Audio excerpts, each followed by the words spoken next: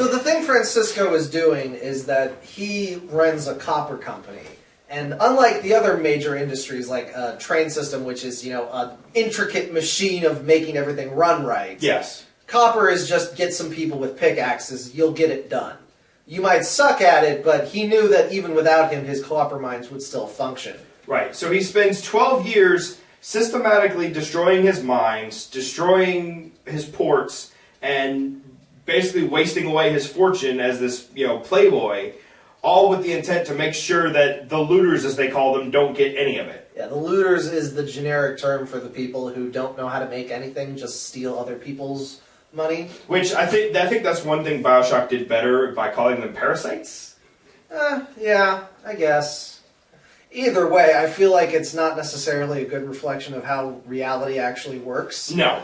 Like, the idea that people who don't make things and just benefit off of other people being parasites, I'm sorry, but that describes most human beings? Well, it depends. Like, if you compare most people's output to their input, like the stuff they take from society to what they give to it, it's not a 1-to-1 ratio, and that's fine. That's what a society is. Right. But anyway, so Francisco does this, and he's sort of like a reverse Robin Hood. Yeah. He's like, steal from the rich to give to the also rich. Yeah. It's weird. But, like, What's most amazing is that he keeps taking investors because his company is so valuable. Yeah. Why wouldn't they? And then he intentionally tanks. Yeah. He does this twice. Kill other people's fortunes. He has a massive blow up at his company that loses.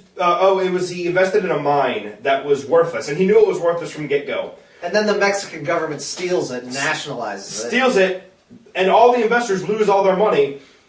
And there's a massive takedown of all of them. And me, the poor, eat the rich guy is like, yeah, this is amazing. Yeah, go Francisco. And then he does it again. And I was like, oh my god, I know the looters aren't that bright, but come on, guys. like he does it again. He blows up all his ports, all his mines, and ruins the copper industry. And I'm like, this was amazing. How did you pull this off a second time? How did they not notice? So Francisco is a very fun character, if only because he gets on... He fucks with the people we don't like. Yeah. And that's enough. Yeah. That is more than enough. And I think that's part of why I think this book is so hard to dismiss, is the bad guys. Like, I can go on and on about how the good guys are sort of a problematic... This isn't actually how titans of industry behave. Yeah. Like, at all. Even if we went back to, the 1920s when we had proper titans of industry, Ford or... J.P. Morgan. Yeah. Those guys were bastards. Mm-hmm. They made stuff, but once they had it, they hoarded it like a dragon. Yeah. But that's just something the book just decides to ignore. Yeah. There's no examination of this isn't actually how people of industry behave. Yeah. The people resisting them are scary familiar. Yeah.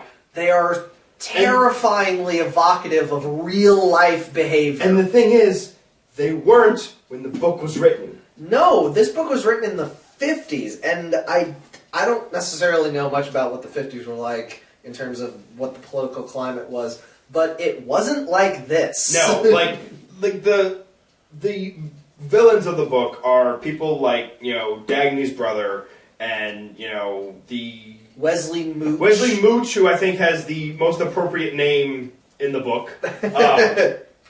And them and their whole little group of cronies, they're the ones pulling all these strings to make things better for themselves while ruining the rest of the country, and subsequently making it worse for themselves because they ruined the country. Yeah, they have no foresight. They have no comprehension of the fact that, if all the steel mills shut down, you just don't have steel. Yeah. That's just how that is. It's not like there will always be steel because there has always been steel. Yeah. No!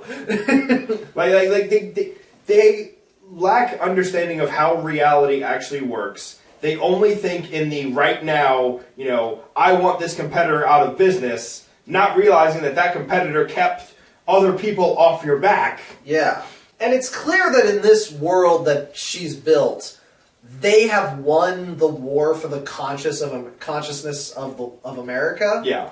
Because there's a lot of mentions of teachers and philosophers who go on about how nothing matters and man needs to work for something more spiritual than, reality's sake. And every time someone... And there's like a bunch of parties in the first part of the book where like people spout this shit. And they're like, oh, no, making stuff isn't important. We need to work for something more spiritual. And then someone says something very reasonable, is like, but then where do we get food? Yeah. And they don't have an answer for that. It's like, I'm not here to focus on how we actually get food. And at the end of the book, everyone is starving. Because no one is focusing on making food. And they one of the best examples in the book was a chain of events that started when one of the looters, missed a delivery to Taggart Transcontinental, which caused them to be late delivering to a plant in Wisconsin, which shut down this other plant here, which shut down this other plant here, and this whole thing bounces through the Midwest of all these companies shutting down because one thing was missed. And which in reality, there's more factories than that, although this world is clearly on the brink. Yeah.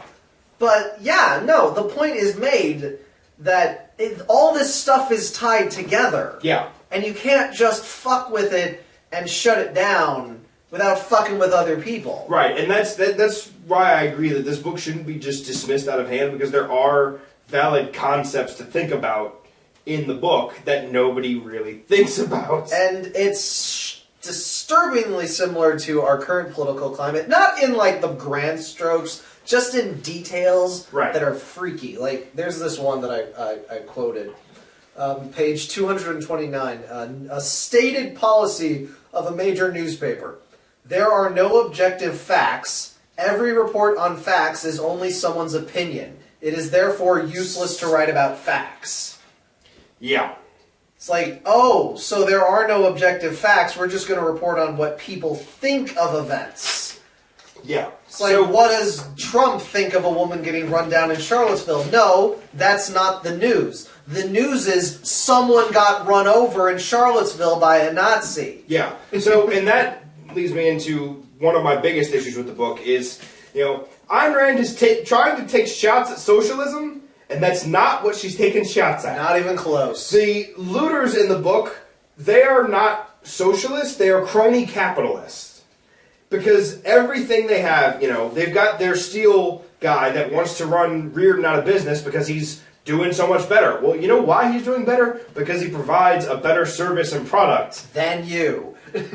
But, so, they do all this stuff to make sure that their friends get the benefits, which is the exact definition of crony capitalism. It is. And so the libertarians hate big government, because in this book the government is huge and passes, frankly, super illegal laws about what businesses are allowed to do. The most unconstitutional. Okay, we don't necessarily know what the Constitution looks like in this world. That's fair. Maybe it got changed at some point. All the other nations in the world are apparently people's states. Yeah. What? That gets just glanced over. Yeah. It's like everyone else became a communist whatever. Hello, details.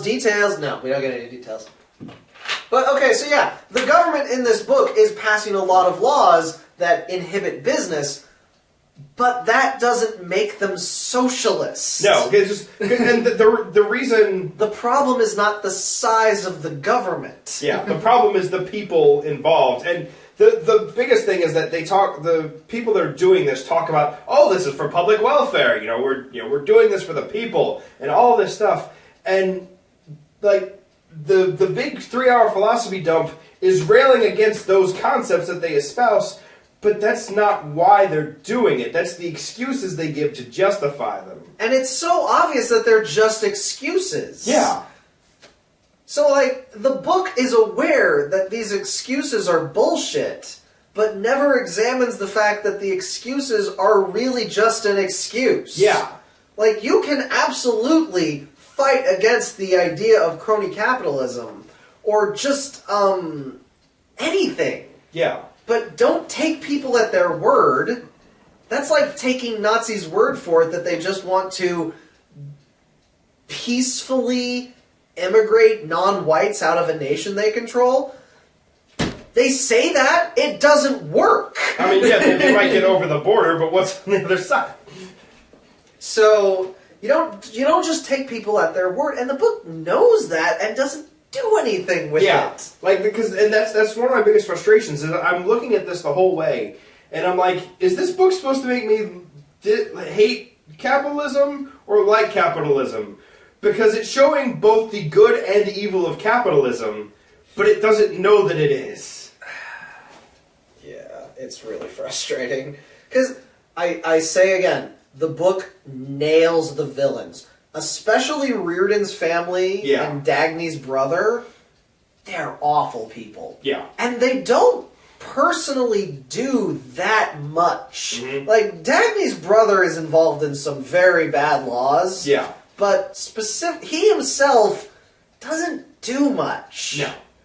And you still loathe him to his slimy slug guts. I was, like, when... There's a point in the book where, James Taggart goes and stops at a dime store, I think they call it, and meets this cashier, and she's this wonderful person, and they end up hitting it off and end up eventually getting married. And then, later in the book, she finds out what a despicable person he is, largely through Eddie Willers, and she doesn't do anything with it. I was, he can tell you, I was begging on Twitter for her to stab him in the face. And instead she throws herself in a river because she loses her mind. And I'm like,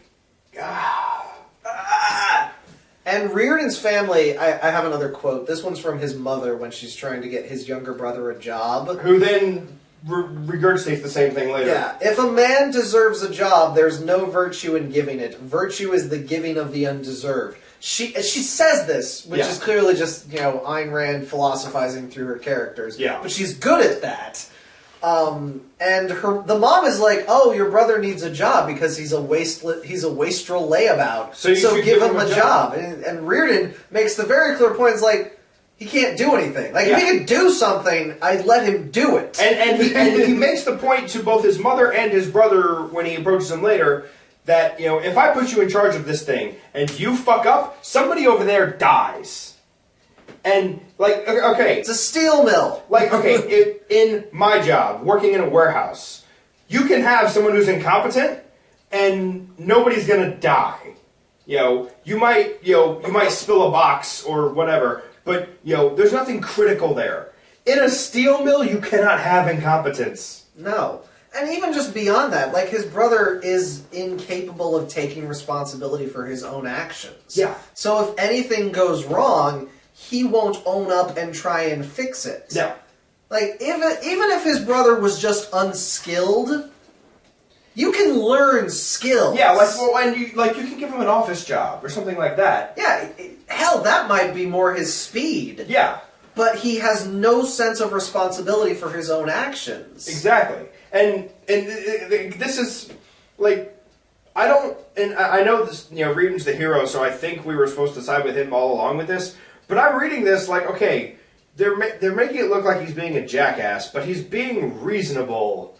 Even outside of the narrative of this book, he's being reasonable about, hey, if you can't do this job, you shouldn't have this job. It's not, complicated.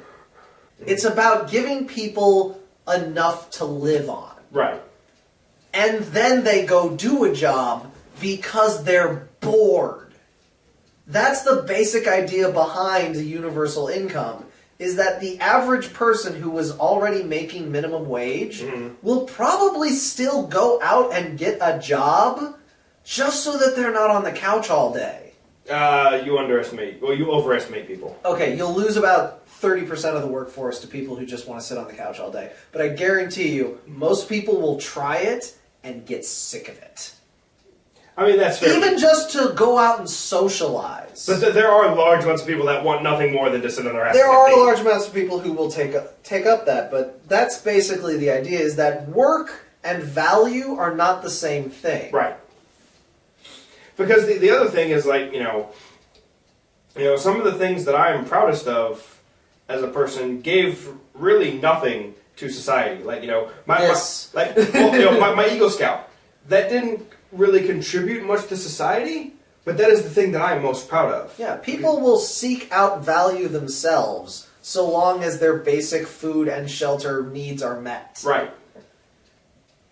It's basically Star Trek. Yeah. Everyone has enough food and shelter to not worry about it, so they go on adventures. They go on adventures, they better themselves, they discover shit, because why the hell not? Yeah. Like, I've got all the time in the world. So the book, and Reardon's wife, oh, wow, what a piece of work she was. She was one of the few looters. Yeah. Even though she wasn't much of a looter, because she came from a rich family. Yeah. She wasn't really in it for the money. She's one of the few who was self-aware about what she was doing. Yeah. She was aware that what she wanted was to tear down good people. Yeah. Just so that she felt better about herself. Yeah. And she and James Taggart had just the most uncomfortable sex scene. Yeah. Just the most uncomfortable. Which was obviously intentional. Yeah. Because they are philosophically antithesis of what the author likes, so obviously they're going to have awful sex. Right. And it, I don't know. So the book has extremely hateable villains. Yeah. And you can see them in life. Like people who insist that you value them for whatever reason. Yeah, and that was one of the crazy things. Like, reading this now is so much more poignant than it was in the 50s, because crony capitalism is kind of a big deal right now. Yeah, I'd say in the 50s the big thing we had was the Red Scare. Yeah. Like that was the thing, like the witch hunts of the McCarthyism trials. Yeah. That was the big thing right there, was that we were on a slide to nasty levels of fascism. Yeah. Which, again, this book isn't anything about. No. Now, Ayn Rand escaped the Soviet Union as a child, and fought the Soviet Union philosophically her whole life. But the thing with fighting the Soviet Union is they weren't socialism either. No. Like true socialism, as well as true communism, have never been tried on this planet. I mean... We've had Leninism, and we've had Stalinism. And we've had socialism and capitalism kind of mixed in a lot of European countries. Yeah, we've had democratic socialism. And communism, I think, has worked in some small communities. Yeah. Like a communist, commune or whatever. Yeah, but it's never been tried on a national scale. Where was the... Oh, it's... Socialism works surprisingly well in Cuba. But even then, it's not pure socialism. No, it's not, because, purity is overrated anyway. Right. Just the Soviet Union was a dictatorship. Yeah. And the fact that they took other people's food to redistribute was just a thing they did. It was a thing they said they did. No, they totally did that. They took people's food and redistributed it. They just didn't redistribute it well at all. Okay. That was the thing. Because they clearly, most of the good food has to go to the ruling class, right. Obviously, even though that's so not how that's supposed to work. Yeah. Because that's, it's one of the things you can't put people in charge of that kind of shit. So, the book is fighting a very real and tangible enemy, but seems to think its name is Bob. Yeah. Yeah, And its name isn't Bob. Yeah. So, it's worth reading. Yeah, and the story itself is a good story, and it actually... I like trains. And it actually has a good ending. John Galt gets captured, and he is rescued by a task force of Dagny, Reardon... SWAT team. Francisco and... The pirate guy? Yeah, the pirate, Ron Yard. There's a goddamn pirate! So one of the big things was that Francisco, John Galt, and Ronyard Danashul, the pirate, were all students of this philosophy teacher in college, and learned so much from him, and they ended up forming the basis of this secret society. And the pirate guy... He was the one that focused more on philosophy, and... John Galt was pure physics, Donashul was pure philosophy, and Francisco was the mix between the two. But because symbolism. But they made this whole thing of, the thinker became the pirate and was literally blowing up other people's shipments. Blowing up shipments and blowing up other people's factories so they couldn't make Rearden metal. Yeah, and preventing shipments of goods and whatever to the People's Republics of Europe. Yeah. That is... Every time that came up, it's People like states, yeah. we're sending it to the people states. I'm like, I want details. What is going on in the rest of the world? Yeah. Because this whole book, apart from like the beginning where Mexico is tangible, yeah, it feels like the United States is a goddamn island. Yeah. It's weird. Yeah. So this SWAT team, saves Galt at the end. Action scene. And it's amazing. Like, Rearden walks into this room full of guards, and he's like, "Hey, what's up? I'm here on orders." And they're like, "What are you talking about?" And he basically bullshits his way through this scenario. Someone goes to leave, and opens a side door, and there's one of them with a gun. They go to the other door, and there's somebody else with a gun, and then the pirate comes through the window, which I think was a bit much. Like, it describes how he launches himself from a tree through a window. And I'm like, badass, but maybe a bit much. And then there's the very strong images of the country falling apart and then them making their plans to rebuild it. So, like, the ending is very good. And the book is, if nothing else, evocative. Yeah. It is very evocative. It makes you feel things. Yeah. And then it smacks you and tells you that feeling things is unimportant. You should just do and be great. And I'm like, no, book. And then it decides to talk your ear off. There's a bit where... there's a pretty good bit in the second section where Rearden is on trial because they passed a bunch of laws about what's allowed for businesses to do. And he just ignores it. Yeah. And they put him on trial, and he's like, I don't recognize your jurisdiction. And the judges are like, what? What do you mean you don't recognize our jurisdiction? And it's like, the law's fucking stupid. I didn't vote for it. The law's fucking stupid. I'm here to run a business. Your law's dumb. I'm not gonna, play along with this kangaroo court. Yeah, like, he literally does the bit from Monty Python where he's like, who made you king? I didn't vote for you. But it works. It works. Because it shouldn't. Well, and they make a point of saying that the only reason all this stuff works is because the people they're doing it to agree to it. And Rearden has this revelation that as long as I don't consent, they can't touch me. And for some reason that works. Yeah, it's the great paradox of this book that the people who are ruining the world are powerless. Mm-hmm. Yet they're ruining the world. Yeah. And in its own way, they're poisoning the well. No good people are learning to be good people. Right. The book is like, oh, Francisco and Dagny were always great. Yeah. But no, for the most average people, what they learn in school is gonna, be who they are. Yeah. And, they're ruining the world that way, but, the idea is that they're powerless and so beneath you, mm-hmm. but they control the government. Yeah, and... I know, and there's also that whole thing of, these rich people have always been great, and they're always so amazing. And I'm sitting here like, no, that's not how that works. Not at all. Because, I'm, as I've said in other places, I grew up poor. So I have a low opinion of the rich to start.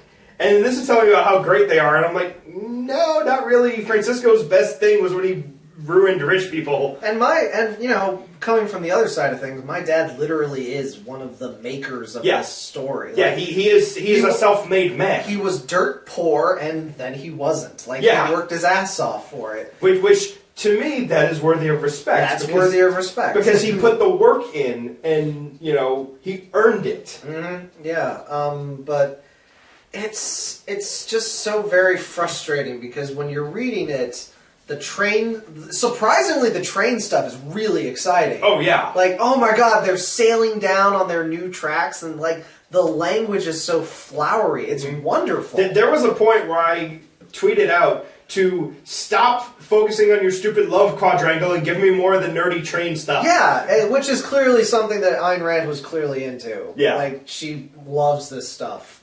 Because, again, I don't think she's a writer that has a lot of restraint. No. She has a lot of things, but restrained is not one of them. But I think it's worth reading now, if only to understand sort of like a cornerstone of philosophy of some very bad actors nowadays. Yeah. This isn't going to give you like grand insight necessarily into everyone, because it's entirely free of any sort of race discussion, Yeah. which is a big thing. It is thoroughly sort of self-examining when it comes to capitalism, which has a lot of problems. Yeah, and there's, I mean, like there's little to no social issues at all. Like no LGBTQ. No, there's none of that. Nothing. But if you want to understand entitled white boys, yeah, like that really. this is a good place to work from. Yeah. Don't take it at its word, though. Like no, don't. Absolutely not. Don't take it at its word. It's there's a reason it's on my shelf, and I still consider it one of my favorite books, just because I've really here's the way that I've personally internalized this philosophy. Things only have value because I give them value. Right.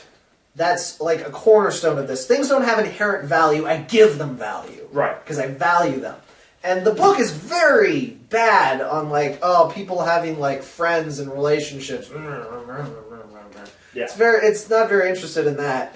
But I take it, like, and it hates people who do things to be nice to people. Yeah. Like, it can't even comprehend. Like, it's beyond its understanding that you would be nice to someone. You're either doing it for your own profit, or you're an asshole looter. Yeah. But I found it to be much softer to be like, I'm nice to people because they're my friends. Right. And I want them to remain my friends. Right. So once I comprehended charitable acts as just a long way around to self-serving, it all clicked better. Yeah, which is why you liked this book so much As a when teenager, you were younger. yeah. And then as you got older, you started seeing the problems. Yeah, and I still maintain like that as my own personal philosophy. Is like when I help people, I'm helping people so that they'll either help me down the line in a quid pro quo thing, or because I like having them in my life and I'd like them to be happy. Well, and that's what I was going to say is, one of our, influencing forces as a teenager, Mr. Friedman, made the point that, if I do something, I'm doing something good for you with the hope that, if I need your help one day, you can do something for me. And also, just as an educator, yeah, that's like a wonderful like stance to have. It's like, I'm here to help children. Yeah. So, yeah, you can get a lot of good out of this. And if you're in for some sort of objectification pornography, it's also in there. Yeah, that's, And so there's not a lot of that, according... Not a lot. Or I should say there's not a lot where the book doesn't turn around and sort of like wink at you that this is bad. Yeah. Where this book is just like, fuck it, it's hot. Yeah, like... So yeah, there's definitely good stuff in here. It's worth reading. But it's kind of bad. Well, it's just, the author was unclear on her purpose, so she was applying her skills in the wrong way. I don't think she was even unclear on her purpose. She was just at a really bad target. No, that's fair. She knew exactly what she was doing. She turned off her targeting computer. Clink. Great. I'm exhausted now.